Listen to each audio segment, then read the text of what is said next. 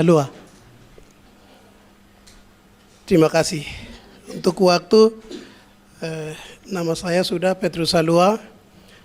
Saya mau pertanyakan di sini materi yang terakhir ke Ibu Sin. Ya, Ibu Sin.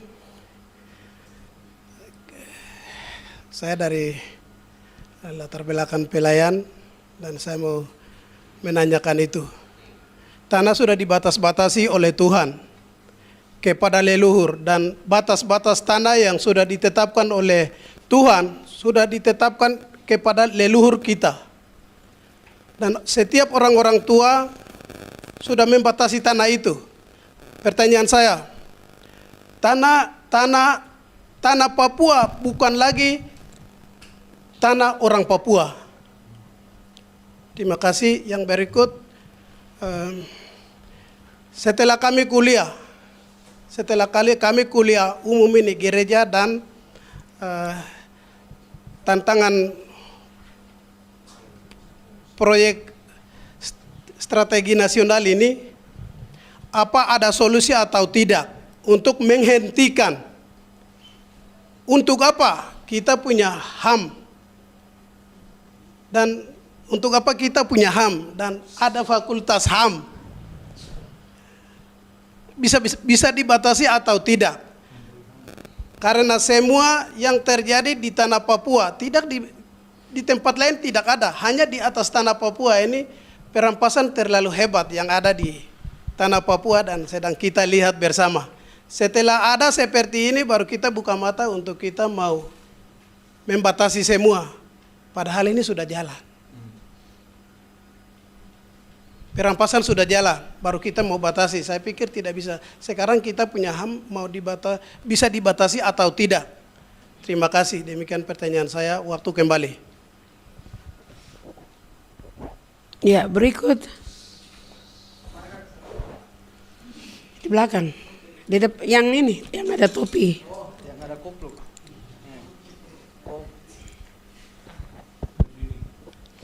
Coba berdiri.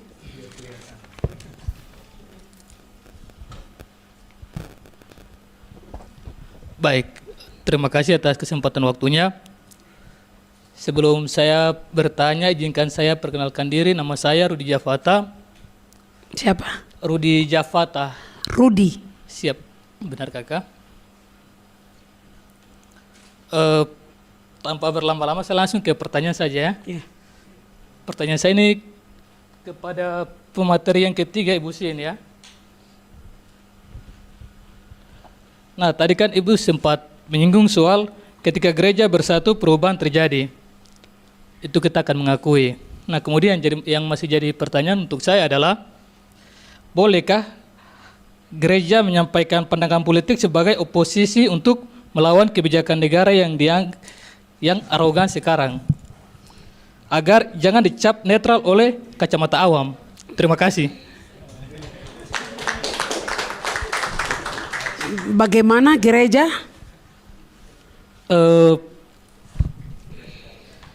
Bolehkah gereja menyampaikan pandangan politik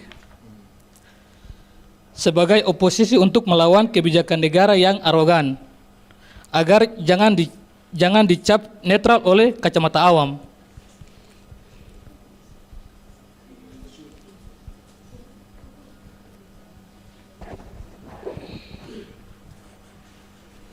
Ya, berikut. Agar tidak dicap awam, dicap netral. Ya, berikut.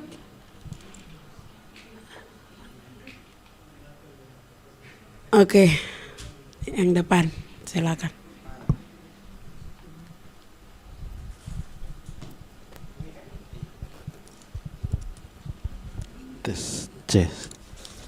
Baik, selamat siang untuk kita semua, Bapak Ibu, saudara dan saudari terkasih. Perkenalkan, nama saya Stefanus Kurisi, biasa dipanggil Stef. Saya dari YPICO FM Papua. Puji Tuhan banyak pengalaman baru yang saya dapat di sini.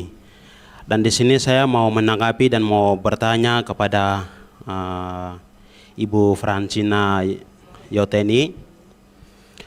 Kalau kita lihat di dalam perspektif Papua saat ini, sebetulnya banyak pelanggaran HAM yang terjadi di lini kehidupan orang Papua. Tidak hanya sebatas masalah keamanan, kemanusiaan, tetapi di semua lini bidang kehidupan orang Papua itu sudah melanggar. Dan kita kembali melihat dan koreksi untuk dari gereja, untuk awal mula perjalanan kita orang Papua sampai saat ini. Dan orang asing dari luar masuk ke Papua ini bermula sejauh mana sampai saat ini untuk tanggapi masalah-masalah yang terjadi di atas tanah Papua. Mungkin itu yang dapat saya boleh bertanya. Terima kasih.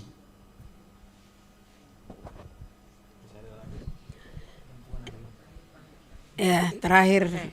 Ya, baik. Terakhir, saya Rutina. Saya ingin bertanya, ini sebenarnya tanya ke gereja, tapi saya mau lempar langsung ke depan. Terutama ke pimpinan tertinggi Ibu Francina Yoteni. Saya ingin bertanya, apa tantangan gereja di Papua dalam membangun solidaritas sesama gereja menolak PSN? Saya kembalikan, Kakak. Terima kasih. Ini dia tambah satu. Iya, ini saya ingin ini aja, mungkin kakak dong kasih tahu saja soal apa ya, sejauh mana konstitusi kita apa, khususnya pasal-pasal tentang perlindungan HAM yang apa dapat kita gunakan untuk membatasi kewenangan negara ini, karena dari penjelasan semua tadi ini kan pemerintah hari ini bikin undang-undang, bikin aturan-aturan, semua untuk apa? Mereka bawa-bawa istilah apa? Percepatan pembangunan untuk kepentingan nasional, untuk kepentingan apa? Ya seperti itu ya. Nah, kita sebagai masyarakat ini di mana nih? Kita bisa lihat itu.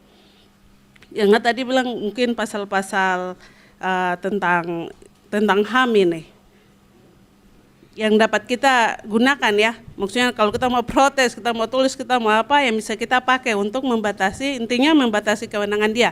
Karena di sini seolah-olah negara pemerintah hari ini ambil peran sendiri, apa yang dia mau dia bikin begitu, kayak tidak ada kontrolnya. Nah ini di mana kalau dari kacamata hukum? Terima kasih. Ya, terima kasih. Cukup sekian pertanyaan. Untuk yang bagian pertama, supaya sebentar kita dengar penjelasan hukum dengan lebih jelas, lebih apa? Kita kasih apa untuk Ibu Yoteni untuk menjawab apa pertanyaan-pertanyaan yang diberikan oleh penanya-penanya tentang apa? Untuk pertanyaan pertama Erwin Aso ya, apa KPK tanah, perspektif apa yang kita Ibu bisa kasih untuk orang-orang yang menjual tanah saat ini di Papua? Karena tadi kita bicara tentang orang luar saja, negara melakukan ini dan itu, tapi kita belum bicara dari pihak kita sendiri orang Papua yang saat ini banyak yang jual tanah. Itu pertama. Kedua, pertanyaan juga masih untuk Ibu Sin, tanah itu sudah dikasih kepada leluhur. Nah, bagaimana solusi yang bisa dipakai dari perspektif HAM untuk bisa menghentikan PSN? Kita sudah tahu bahwa tanah kita bilang itu kasih kepada kita sebagai orang Papua, tetapi kemudian perspektif yang bisa dipakai dari perspektif gereja, karena beliau yang bertanya adalah seorang pelayan gereja. Ibu bisa kasih pencerahan apa yang bisa dipakai sebagai argumen ketika memberikan penjelasan kepada orang-orang yang menjual tanah yang merupakan warisan leluhur seperti itu. Kemudian pertanyaan ketiga, dari Rudi, bolehkah gereja menyampaikan pandangan politik sebagai oposisi untuk melawan kebijakan negara? Ini pertanyaan bagus sekali. Kalaupun gereja menyatakan sikap sebagai oposisi, itu seperti apa? Bagaimana posisi gereja memposisikan itu ketika melakukan apa terhadap arogansi negara supaya tidak dicap. Nah, sekarang ini kan banyak orang yang di Papua orang bilang gereja ini tidak memihak kepada rakyat. Kita ada menderita di mana suara gereja. Nah, ini mungkin Ibu Sin bisa menjawab. Pertanyaan yang keempat. Ya, ini masih berhubungan, sama saja. Ya, bagaimana posisi gereja sebagai oposisi ketika suara gereja itu dianggap diam. Pengalaman selama ini Ibu juga ada di Dewan Gereja Papua. Bagaimana apa yang dilakukan oleh Dewan Gereja Papua atau persekutuan gereja-gereja di Papua untuk menjawab persoalan-persoalan yang dihadapi oleh umat saat ini. Seperti itu. Kemudian pertanyaan kelima, apa tantangan gereja di Papua dalam menolak PSN? Kira-kira tantangan apa yang dihadapi oleh gereja untuk ini membendung persoalan ini? Seperti itu. Jadi ini kami ingin dengar perspektif gereja. Silakan Ibu. Baik, terima kasih banyak untuk tiba-tiba saya punya banyak pengagum begitu dengan banyak pertanyaan. Bagus sekali, pertanyaan yang baik sekali. Saya tidak akan menjawab satu persatu, tapi saya coba untuk kolaborasi dan menjawab secara umum atau memang mungkin akan mendalam, tapi saya tidak akan jawab satu persatu. Nah, pertama saya ingin taruh dulu. Sebenarnya gereja dalam tatanan atau sebenarnya posisinya sebagai apa?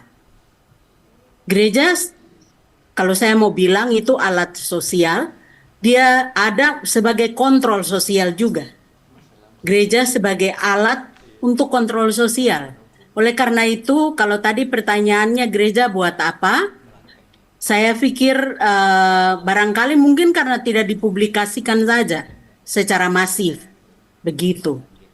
Karena ada juga, barangkali tidak 100%, mungkin kalau diukur dengan ukuran itu barangkali tidak besar. Tapi ada upaya-upaya gereja yang sudah dilakukan selama ini. Yang pasti gereja-gereja di Papua hari ini sudah keluar dari zona nyamannya. Sudah keluar dari zona nyaman. Untuk kemudian merevitalisasi doktrin-doktrin teologi yang dimilikinya. Tentu saja ada satu exception, begitu, pengecualian ya. Tadi Bu Esther ada singgung di awal sekali, beda dengan PSN beda dengan suara dari Merauke, terutama dari umat Katolik, dari bishop di Merauke. Saya kenal betul dua sahabat saya, Bapak Uskup Timika dan Bapak Uskup Jayapura. Pandangannya berbeda sama sekali. Saya juga beberapa pimpinan gereja di Papua yang juga bergabung dalam Dewan Gereja. Kita kenal baik perjuangan mereka buat rakyat Papua. Sehingga barangkali kalau kita yang lain tidak tahu, mungkin karena publikasinya itu kurang sehingga kita tidak tahu. Nah, tadi pertanyaan bagus sekali dari adik dari OFM ini ya, GPIC Papua. Beberapa pertanyaan tadi sebenarnya ada pada arah diplomasi dari gereja-gereja di Papua. Diplomasi dari gereja-gereja di Papua itu tidak hanya ada di skala lokal. Misalnya, mekanisme diplomasi gereja di Papua itu sangat jelas sama sedunia di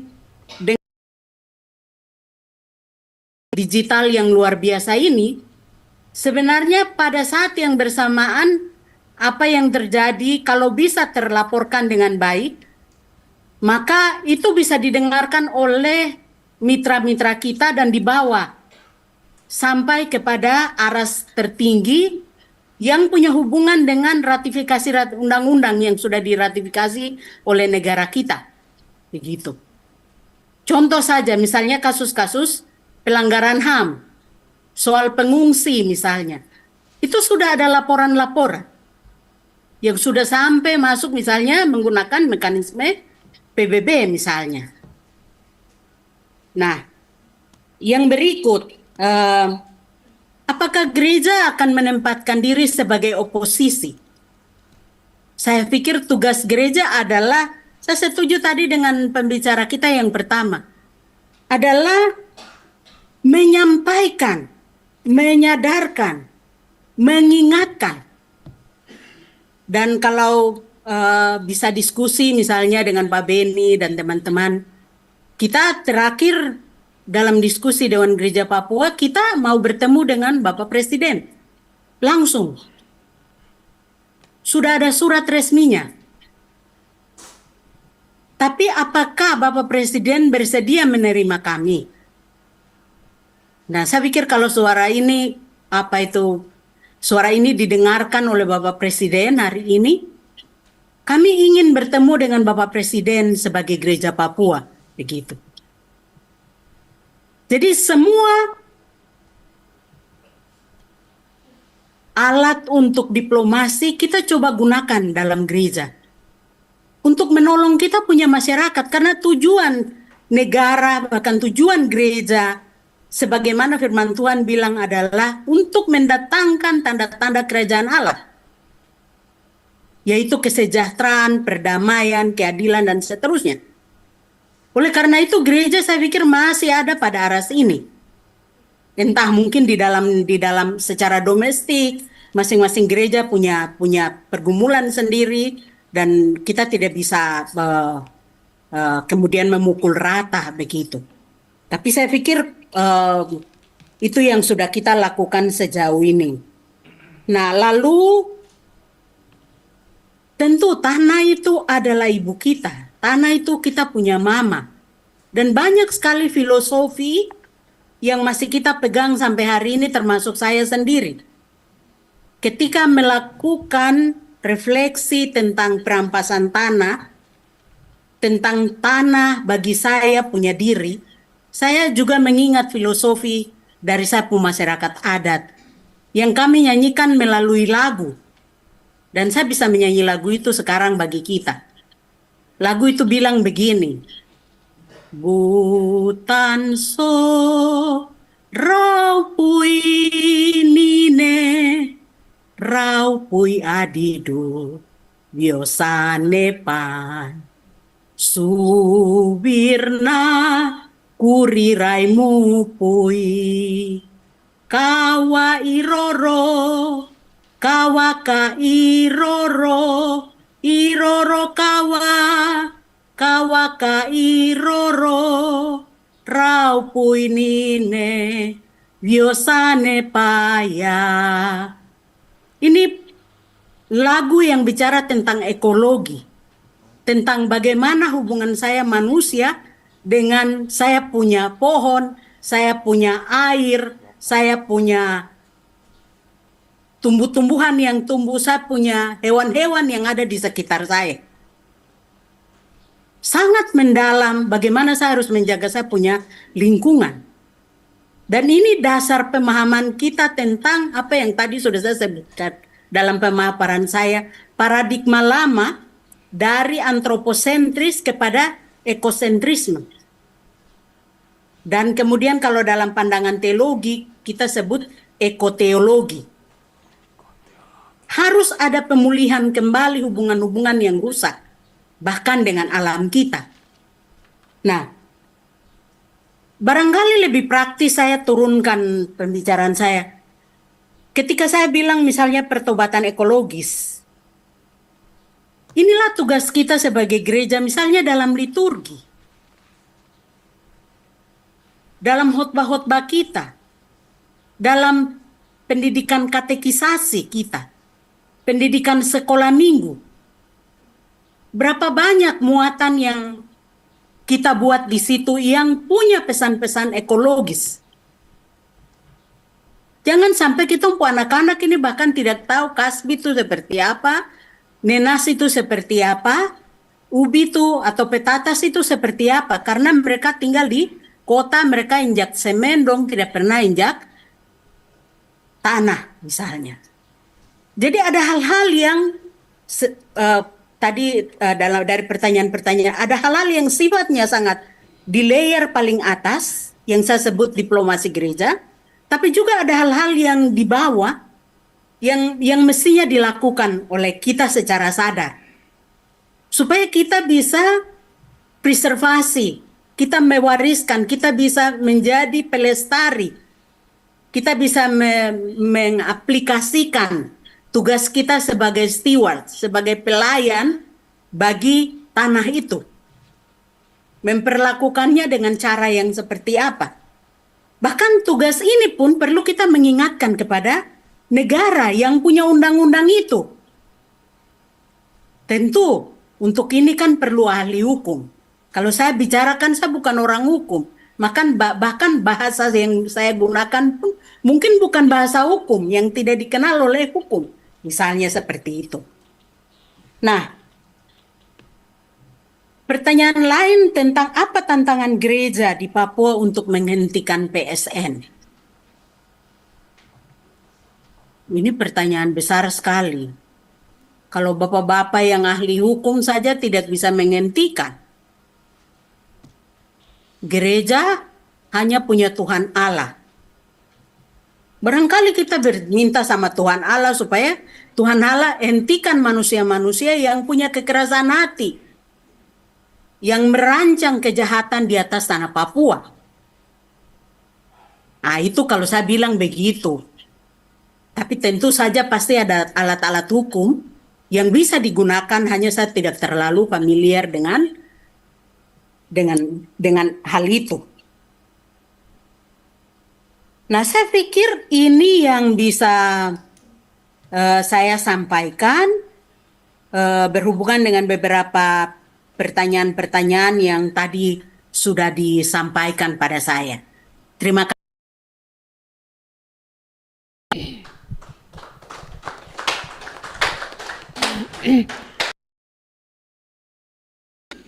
Untuk pemaparan, kita kembali kepada dua pembicara. Sejauh mana konstitusi kita atau pasal-pasal tentang hak pangan dari perspektif seperti apa? Silakan Bapak berdua.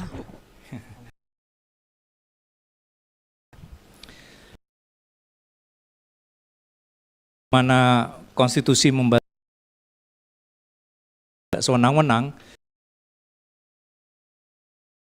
Pertama, kita tahu bahwa ide dikaitkan dengan keseimbangan kekuasaan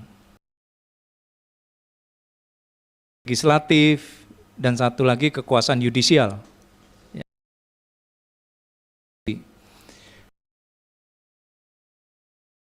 Legislatif lah yang seharusnya mengawasi.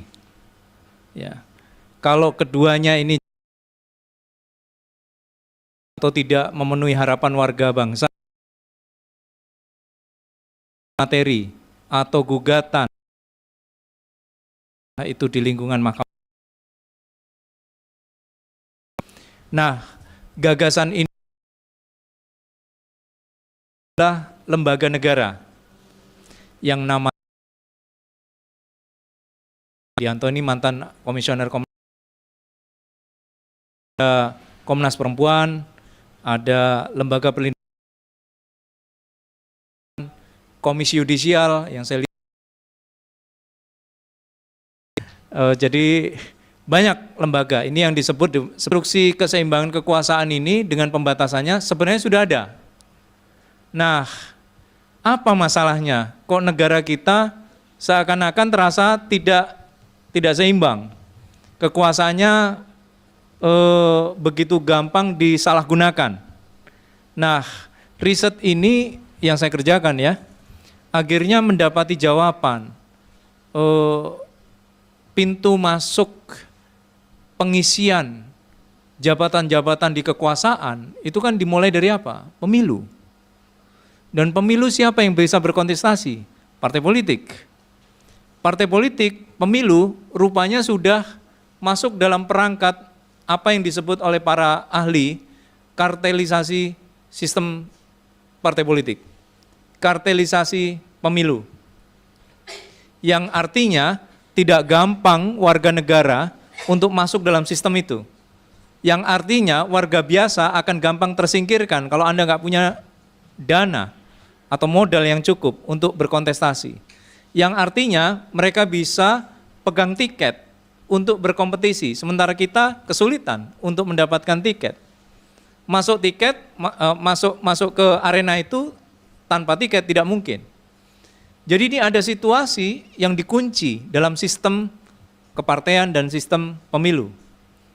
Yang kedua yang mau saya bilang, rupa-rupanya ini pun tidak cukup. Ya, walaupun punya tiket, walaupun punya partai politik, ternyata ada kekuasaan yang bekerja sangat berpengaruh dalam konteks politik negara hari ini. Apa itu? Kuasa oligarki. Mereka berkelindan antara pebisnis dan politik. Mereka yang bekerja menangguk keuntungan dari eksploitasi sumber daya alam secara eksesif, tanpa kontrol, dan kemudian dialah yang bisa beli partai politik. Dialah yang bisa beli pejabat-pejabat. Dialah yang bisa beli putusan-putusan peradilan. Nah, yang lain korupsi. Ya, selain menjarah sumber daya alam, yang lain korupsi. Nah, ini semuanya sekarang semakin menguat berseiring dengan melemahkan posisi-posisi watchdog atau pengawas tadi. Berseiring dengan bagaimana kekuasaan eksekutif dan legislatif itu dikunci oleh kuasa kartel ini. Ya, semuanya serba transaksional, pengambilan kebijakan dan seterusnya. Tinggal satu, ini yang saya teliti 5 tahun terakhir, yakni kekuasaan yudisial atau kehakiman atau pengadilan. Tinggal satu, gimana nasibnya? Sama juga, tadi ada slide karena waktu ya, saya lewati itu, MK, saya tulis di dalam sebuah media, MK itu singkatannya bukan Mahkamah Konstitusi, tapi Mahkamah Kartel. Bisa ditunjukin sama ini, di slide itu ada. Jadi, ini yang saya istilahkan, situasi negara kita semakin abusif karena kita berada dalam posisi dalam organ ketatanegaraan itu embedded oligarch politics atau politik oligarki yang melekat dalam sistem ketatanegaraan sehingga semuanya transaksional, kartelisasi, dan sangat abusif. Tidak ada kontrolnya. Dalam pembentukan hukum, mereka juga menggunakan cara-cara seperti Venezuela yang disebut atau diistilahkan sebagai autocratic legalism atau legalisme autokratis. Pengadilan, kemarin ada calon hakim mau menggantikan hakim konstitusi, ya, tiba-tiba last minute sebelum masa berakhir pensiunnya hakim Arif, tiba-tiba diganti Adis Kadir. Ya. Ini kan luar biasa, padahal yang sudah melalui proses seleksi udah ada, tapi diganti last minute. Apa enggak kartel tuh? Itu situasinya. Jadi penjelasan saya seperti itu. Kira-kira untuk menjawab tentang bagaimana konstitusi membatasi, sebenarnya aturannya udah, tetapi di luar konstitusi sistem ini sebenarnya sudah mulai digerogoti. Bahkan saya menulis artikel yang sudah dipublikasi ya, judulnya adalah The Collapse of Negara Hukum. Maksudnya negara hukum kita ini lama-lama saya khawatir ambruk karena situasi ini. Nah, sekarang menjawab pertanyaan yang sangat dekat, ini kaitannya dengan hukum yang cacat, katanya Pak Erwin Aso. Ya. Ketika ngomong Erwin Aso, saya teringat Asa Aso. Nggak tahu masih saudara atau Asa. Aso. Oh, ada orang namanya Asa Aso. Saya hadir di pengadilan karena dia dituduh makar. Ya, saya hadir di pengadilan waktu itu. Dan saya kira kasus makar yang bebas hanya satu, Asa Aso. Jurnalis dia. Nah, waktu itu di pengadilan saya hadir. Jadi, hukum cacat itu sebenarnya kan maksudnya adalah yang disampaikan oleh Pak Erwin, hukumnya itu nggak berfungsi. Hukum nggak berfungsi, lalu bagaimana cara menghadapinya? Kita tahu bahwa hukum itu persoalan yang tidak bisa dipisahkan dengan soal politik. Memperjuangkan hukum, maknanya itu juga memperjuangkan politik. Artinya hukum itu juga urusan keadilan, yang dimana keadilan itu harusnya dimaknai juga sebagai bagian dari kerja-kerja politik. Nggak mungkin kita mengandalkan hukum, kemudian menyerahkan ke daulat kita ya, pada negara yang sebenarnya negara itu juga entitas yang disebut-sebut tidak netral, karena dia isinya orang-orang politik. Jadi berhukumnya pun juga harus diawasi. Itu sebabnya Hatta tahun 1945, kenapa dia berdebat sama Soekarno, dia percaya betul kebebasan berpendapat dan berekspresi itu harus dijamin. Itu sebabnya tanpa kebebasan berpendapat dan berekspresi, kita akan kehilangan ruh dari hukum itu sendiri. Yang merosot tadi dalam jawaban saya, yang merosot dari hukum aturan, aturan merosot lagi jadi perintah atasan, merosot lagi jadi kekerasan atau senjata. Jadi pemerosotan itu terus terjadi. Nah, masalahnya menarik ini tadi, saya dengar ya, mungkin ini saya perlu merespon sedikit saja, soal membangkitkan kesadaran, kepekaan, nah tadi kan istilahnya kepekaan, agar warga tidak jual tanah. Nah, mungkin bisa didiskusikan kembali ya. Saya tidak dalam posisi menyalahkan langsung orang jual tanah, walaupun itu menyedihkan. Ya. Kenapa? Jangan-jangan orang menjual tanah karena memang kesejahteraan sosialnya nggak ada. Mau nyekolahkan biayanya terlalu tinggi. Mau merawat kehidupan yang layak, sebagaimana pasal 27 ayat 2, setiap warga negara berhak atas pekerjaan dan penghidupan yang layak. Kerja nggak punya, hidup layak apalagi. Ya, nggak ada pilihan, sehingga dia jual tanah. Ini kan yang terjadi tidak hanya terjadi di Papua, di desa-desa di berbagai daerah terjadi. Kenapa? Karena kemiskinan ekstrim. Kalau kemiskinan ekstrim, orang miskin bukan karena dia miskin keadaan, miskin karena dimiskinkan. Inilah yang disebut pemiskinan struktural. Pemiskinan struktural itu terjadi meluas di Republik ini akibat ketiadaan komitmen politik negara untuk menjamin kesejahteraan sosial ekonomi. Jadi, bagi saya akarnya bukan soal jual tanah, yang mungkin itu salah, tapi jangan-jangan akarnya adalah negara yang enggak becus ngurusi warga bangsanya sendiri. Itu menurut saya. Makasih.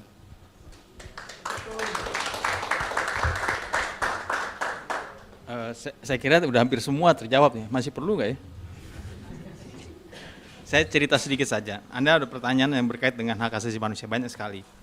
Ya, apakah ketentuan-ketentuan HAM bisa membatasi dominasi negara terhadap masyarakat? Memang tujuannya peraturan perundang-undangan HAM itu normanya adalah norma yang membatasi negara. Karena letak kewajiban itu ada di negara. Sementara warga memegang hak. Jadi tidak ada kewajiban warga itu tidak ada dalam HAM. Jadi nggak ada juga haknya negara. Negara itu wajib apa? Menghormati, melindungi, dan memenuhi. Ya, harusnya jadi seluruh instrumen dan institusi HAM itu berfungsi untuk tiga itu, membatasi dominasi kesenangan-wenangan negara yang ditunjukkan oleh aparaturnya, begitu. Tapi kenyataannya di Indonesia enggak, belum sampai ke situ, jauh sekali gitu. Kalau kita lihat angka-angka pelanggaran HAM tadi, Mas Erlambang singgung-singgung saya pernah menjadi komisioner di Komnas HAM. Iya betul gitu ya, dalam periode tertentu. Dari angka-angka yang waktu saya jadi komisioner itu sampai sekarang, itu pelanggaran HAM nggak pernah begini, naik terus. Dan di Papua banyak sekali gitu, banyak sekali. Padahal ini ironi ya, Indonesia itu negara dengan undang-undang terkait HAM itu cukup banyak, 4 atau 5, coba kita sebut. Satu, undang-undang tentang HAM 39 tahun 99, undang-undang tentang peradilan HAM 26 tahun 2000, undang-undang tentang larangan diskriminasi etnis dan ras 40 2004, undang-undang perlindungan anak, undang-undang perlindungan saksi dan korban. Paling tidak 5 ada undang-undang. Sementara Indonesia itu meratifikasi ya tahap paling tinggi di dalam menyetujui ya instrumen HAM internasional itu 9. Di Asia Tenggara itu kita negara paling banyak yang punya mengakui meratifikasi instrumen HAM internasional. Paling banyak. Jadi lengkap instrumen hukumnya. Kita punya Komnas HAM, tadi sudah disebut oleh Mas. Kita punya LPSK, kita punya Komisi Perlindungan Anak, dan lain seterusnya. Bahkan ditambah lagi sekarang ada Kementerian HAM. Yang menterinya kawan saya waktu di Komnas HAM itu ya. Berbeda ya. Anyway, banyak. Jadi semestinya HAM di Indonesia itu maju, ya. Apalagi sesudah Undang-Undang Dasar kita di amandemen sampai yang keempat tahun 2000 itu banyak sekali pasal yang terkait dengan HAM. Ada satu bab khusus. Bahkan saya bilang bahwa konstitusi kita salah satu pilarnya adalah hak asasi manusia. Undang-undang sebelumnya ada beberapa pasal, tapi dengan amandemen sampai yang keempat kali tahun 2000 itu banyak sekali. Jadi dari konstitusi melalui kontrak tadi ya, masalah konstitusi yang menghubungkan antara warga dengan negara, itu basisnya adalah perlindungan hak. Tapi pelanggarannya banyak. Kenapa? Ini kan terus jadi pertanyaan gitu loh. Kenapa? Nah, pengalaman saya waktu di Komnas itu ada 2 penyebabnya. Ya, saya simpulkan saja 2 penyebabnya. Yang pertama, sejumlah lembaga-lembaga yang jadi watchdog tadi, pengawal HAM itu, dia nggak punya kewenangan yang cukup. Saya periksa pelanggaran HAM di sini, di mana, di Papua. Investigasi, penyelidikan, oh ada pelanggaran HAM. Kita sebut kronologinya, segala macam bentuk pelanggarannya apa. Tapi kewenangan Komnas HAM itu hanya kasih rekomendasi. Pak polisi, kamu jangan lakukan lagi pelanggaran seperti ini, gini-gini nih. Pemerintah daerah, kamu jangan bikin pelanggaran begini-begini. Tentara, TNI, kamu jangan. Jadi rekomendasi. Tapi kalau mereka yang dikasih rekomendasi cuek, kalau anak Jakarta bilang cuek, ayo sudah rekomendasi masuk. Gimana? Apakah Komnas HAM bisa lagi? Apakah ada lembaga judisial yang bisa menghukumi mereka, menghakimi mereka? Enggak ada. Jadi bisa diabaikan. Bisa diabaikan rekomendasi-rekomendasi itu. Gitu. Sehingga secara politik bisa kita bilang bahwa politik HAM di Indonesia itu memang lebih untuk menyasar 2 hal. Satu, memenuhi seolah-olah dalam pergaulan internasional kita adalah bangsa yang beradab, kita punya undang-undang, kita punya konstitusi, atau dia adalah politik lip service kepada publik. Gitu. Ada apa-apa, kita ada HAM kok, lapor aja ke Komnas HAM dan seterusnya dan sebagainya. Ya, itu 2. Yang persoalan kedua penyebabnya adalah kenapa hak asasi manusia itu diabaikan? Karena memang seperti Mas Erlambang tadi sebut, kecenderungan negara ini dan aparaturnya menjadikan negara kita semakin sebagai negara hukum itu justru semakin merosot. Dari perspektif HAM ya, ketika institusinya makin banyak, undang-undangnya makin banyak, justru semakin merosot. Dia semakin cenderung kepada negara kekuasaan. Salah satu ciri negara kekuasaan itu dia abai terhadap hak asasi manusia. Dia gunakan saja kekuasaan untuk melanggar semua hak kita sebagai warga dan memainkan kepentingan-kepentingan, apakah itu kepentingan investor, kepentingan pemilik modal, kepentingan oligarki namanya, diabaikan. Berarti di situ tidak ada keadilan. Tidak ada keadilan, bagaimana kita mau bersandar pada hukum? Itulah persoalannya. Nah, ada yang ketiga, saya lupa, maaf. Yang ketiga penyebabnya adalah apa? Hampir, ini pemeriksaan pribadi saya ya, penelitian pribadi yang belum saya pernah tulis juga, hampir 90% aturan perundang-undangan Indonesia itu tidak comply, tidak relate, tidak menjadikan HAM sebagai batu tumpunya. Jadi dia, aturannya nih Mas, undang-undangnya itu kalau kita baca isinya, kalau kita baca peraturan pemerintahnya, kita baca peraturan-peraturan itu udah mengandung kemungkinan akan terjadi pelanggaran HAM ketika dia dijalankan. Artinya dia memang tidak respect. Jadi kan tadi kewajiban negara 3 tuh ya, respect, menghormati, melindungi, dan memenuhi. Nah respect itu nggak ada. Jadi kalau respect terhadap HAM mestinya kalau mau bikin omnibus law yang kemarin tuh, yang tadi tuh, undang-undang Cipta Kerja, pasang dulu pagar HAM-nya itu. Pasang pagar HAM-nya, tulis teks pasalnya, tabrakin dengan norma-norma HAM. Tabrakan nggak? Sesuai nggak? Comply nggak? Kalau enggak, jangan keluar pasal itu. Nggak pernah ada proses pembentukan peraturan perundang-undangan di Indonesia yang seperti itu. Bahkan untuk undang-undang HAM itu sendiri. Bahkan untuk undang-undang HAM. Ini ya, saya kasih contoh yang menarik. Peradilan HAM. Pasal untuk pelanggaran berat HAM, hukuman tertinggi adalah hukuman mati. Oke? Padahal konstitusi kita mengatakan hak untuk hidup itu adalah hak setiap orang yang tidak bisa dikurangi oleh siapapun, dalam kondisi apapun, kapanpun. Konstitusi. Dan itu yang disebut sebagai, kalau dalam dunia hukum HAM internasional, hak-hak yang tidak bisa dikurangi, non-derogable rights, hak yang nggak bisa dikurangi. Negara harus menghormati itu. Oh dia salah, dia teroris. Iya, tapi itu konsekuensinya gitu loh. Kalau kita mau menghargai manusia, orang tidak bisa dihukum sehingga dia tidak bisa memperbaiki diri. Kurang lebih begitulah. Karena itu hak untuk hidup juga bukan hak manusia untuk mencabutnya, termasuk negara.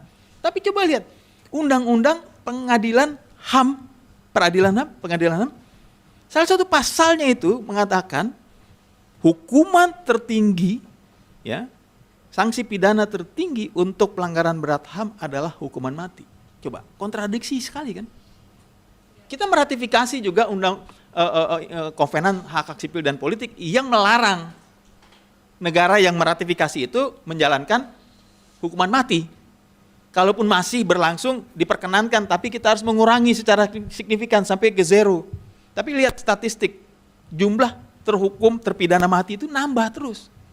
Ini saya nggak bicara sebagai apa kesalahannya, tapi kita harus konsisten kalau kita mau bilang bahwa kita ini negara hukum, gitu. Nah ini yang nggak ada. Jadi itu 3 soal yang membuat begitu banyak pelanggaran HAM dan begitu banyak dengan mudahnya negara abai.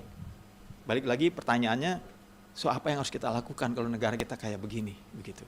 Ya, apa yang harus kita lakukan? Saya kira itu nanti kita bisa diskusi lebih banyak lagi. Apa yang gereja bisa lakukan? Tentu teman-teman yang aktif di gereja yang bisa memikirkan soal itu. Saya kira itu saja. Terima kasih banyak. Ya.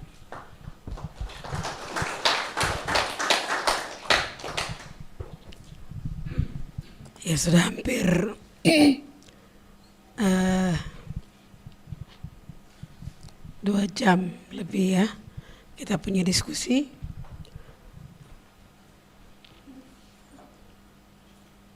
Untuk menutup ini diskusi kita pada hari ini, saya mau bilang khusus untuk Papua, cara kita di Papua memandang dunia dan alam sekitar, kita tidak memandang berdiri sendiri-sendiri, tetapi di Papua kita memiliki hubungan yang berada dalam lingkaran yang tidak terputus. Hubungan saya dengan alam, hubungan saya dengan Tuhan, hubungan saya dengan sesama manusia itu berada dalam hubungan yang tidak terputus.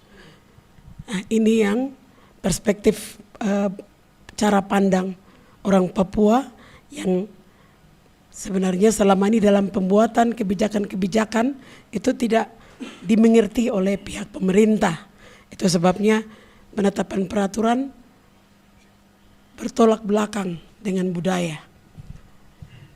Akhirnya diskusi kita hari ini, kita banyak mendengar perspektif hukum. Dari penjelasan panjang ini, ternyata kami mengerti. Dalam pandangan kami selama ini negara dia mengerti, dia punya kajian tidak, lakukan kajian akademik tidak ketika melakukan penetapan kebijakan-kebijakan publik seperti ini. Dan akhirnya kami menemukan jawaban dari bapak-bapak. Ternyata dalam praktek negara ini kita bilang negara hukum. Itu di atas kertas secara teori bahwa negara Indonesia negara hukum.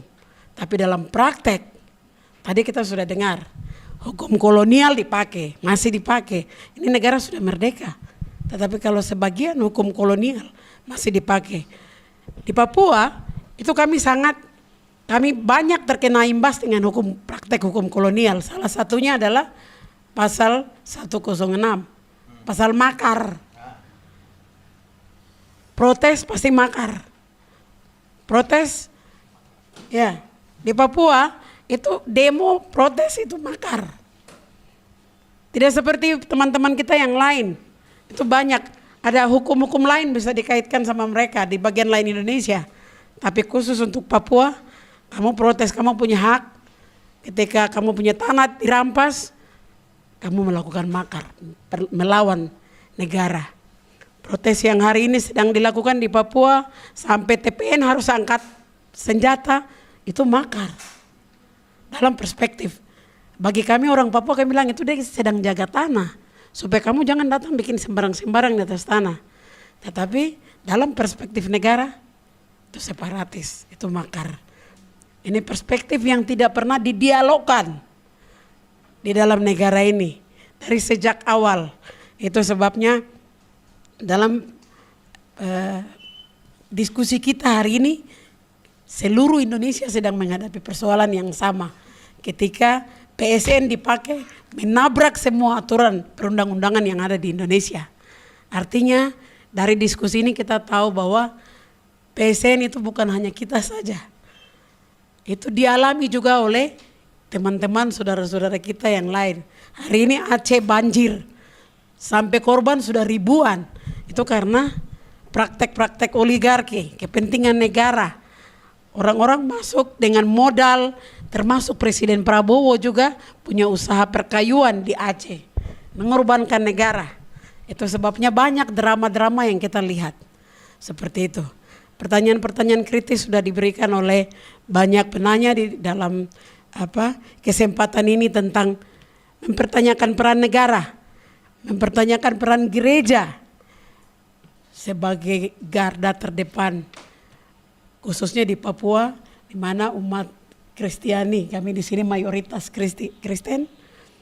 Jadi jangan sampai situasi nasional sekarang seperti tadi Pak Herlambang sudah bilang, ada hukum, tapi hukum itu direduksi, mengalami degradasi atau penurunan dari hukum atau undang-undang menjadi peraturan, aturan, dari aturan kemudian menjadi perintah atasan.